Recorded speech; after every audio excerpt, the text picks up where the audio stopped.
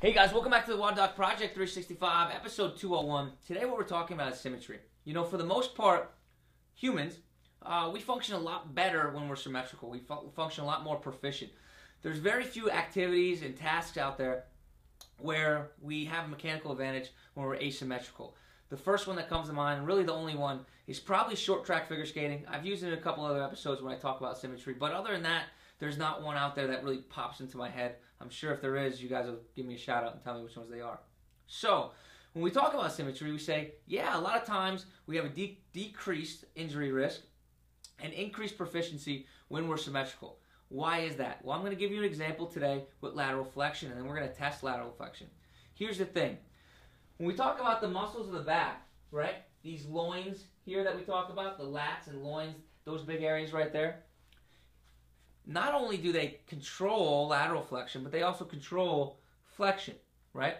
So you can imagine that if one side was significantly tighter or shorter than the other side, we have the possibility of overloading and causing repetitive strain to the other side, to the tighter side, right?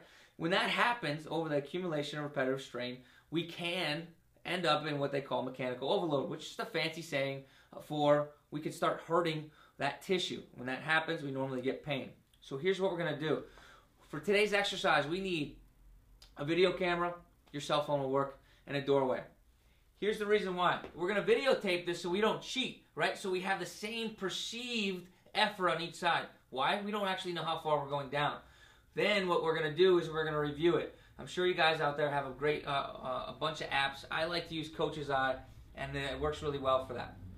The activity that we're going to do looks like this. We take our doorway. I'm going to start reaching to the left first, and you'll see why in a second. The side that I'm reaching to is the side where the leg is forward. So in this case, I'm in a sugar foot type stance. My right foot is forward. I'm going to reach to the right side of the door. My right, okay? Why do I do that? Sure, I could test lateral flexion and bend just like this. Absolutely. When I do that, though, I now have to recruit additional musculature to stabilize myself from falling over. So I don't get a true definition of what that length is.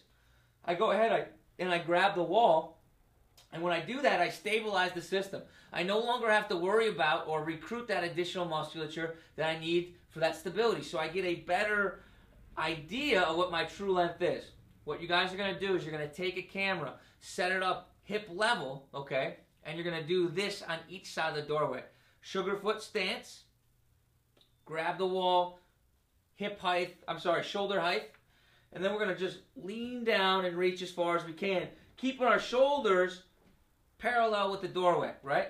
Lean down as far as we can. We're going to then change our feet. Now I'm going to grab onto the other side. I'm going to lean down as far as I can, keeping my shoulders parallel with the doorway.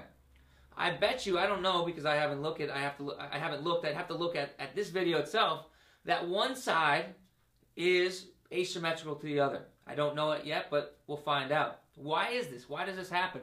Because asymmetries build up with our activities of daily living. Every day, we use one hand to write versus the other hand. We drive with one hand versus the other hand.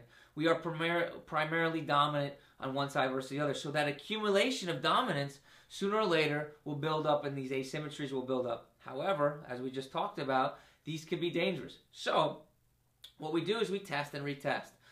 We'll look at this test. We will perform a mobilization if we do indeed have an asymmetry tomorrow, and then we'll retest. So guys, until for today, our job is A, get ourselves a camera, an iPhone or whatever might work, right? Check this doorway stretch out. Okay, exactly, not doorway stretch, doorway length test. And what we're really testing is lateral flexion. And then mark down what side is short, because tomorrow we're going to be able to fix it. Until tomorrow, guys, we are optimizing function to optimize performance.